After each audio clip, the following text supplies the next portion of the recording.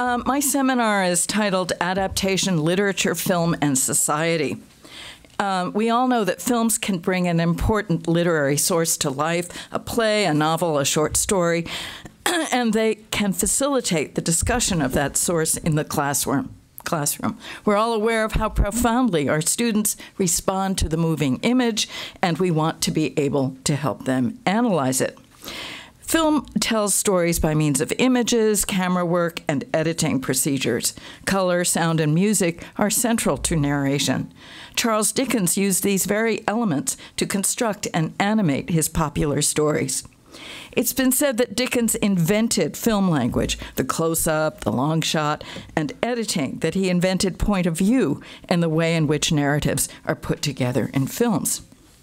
The filmmaker who made that claim was being very tongue-in-cheek, of course.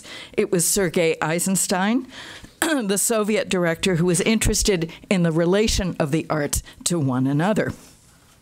Praising Dickens' optical quality and the detail of his descriptions, and stressing the close-up in his descriptive technique and his sharply defined point of view, Eisenstein reads Dickens' novels as cinematic.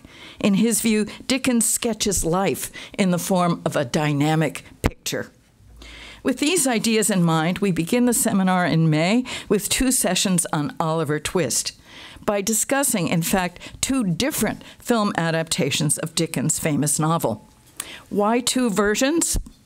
Because we'll be concerned not only with the way a particular filmmaker adapts a novel, but also with the way an adaptation reflects its own historical moment. Sometimes an adaptation tells us as much about this moment as about what happens to a story when a novel is made into a film.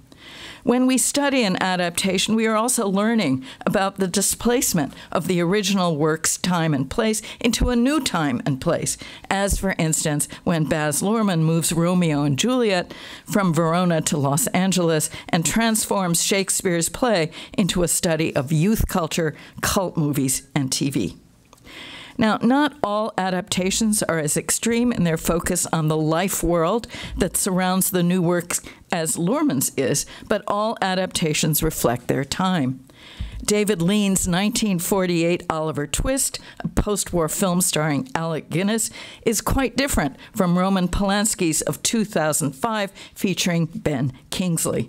Both the director himself and the film's social context make an important impact on these adaptations.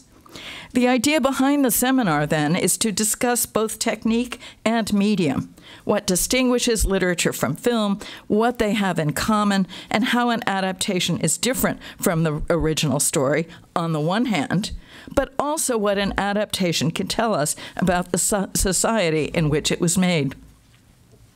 One of the questions we'll ask is whether the film tells the same story as the literary text. If it tells a different story, we will think about how and why it does so. Adaptations can reprogram our reading and viewing experiences in interesting ways.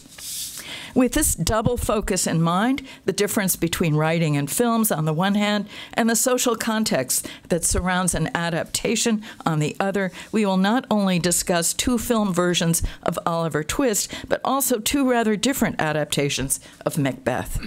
The first is Orson Welles' classic Macbeth of 1948, with its stark black and white monumental sets, an adaptation that leaves Shakespeare's dialogue intact.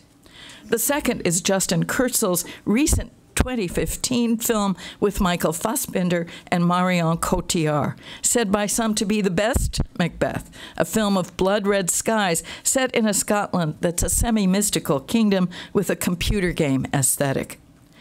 With respect to these films, we will ask ourselves how important fidelity to the source is in an adaptation, and how productive an imaginative take on that source can be. Excuse me. If there's time, we could discuss Disney's Frozen as an adaptation of Hans Christian Andersen's The Snow Queen, since fairy tales have always been a major source for the other arts. Toni Morrison's Beloved and Carson McCullers' Member of the Wedding could also generate excellent discussions about the translation of one medium into another, of literature into film. And I should really note that the group will have an opportunity to make a choice among these texts, since we aren't really likely to have time for all of them. But then finally, we will think about adaptations, and I use the term very loosely here, of an historical figure. Abraham Lincoln in the well-beloved classic Young Mr. Lincoln by John Ford, starring Henry Fonda and released in 1939, and Steven Spielberg's recent Lincoln, 2012, starring Daniel Day-Lewis and Sally Field. How do the images these films present of Abraham Lincoln reflect their understanding of the Civil War? How do they reflect the time of their production? So we will examine all of our texts through two lenses. One, the relation of text and image, and two, the social context of the adaptations we discuss. Thank you.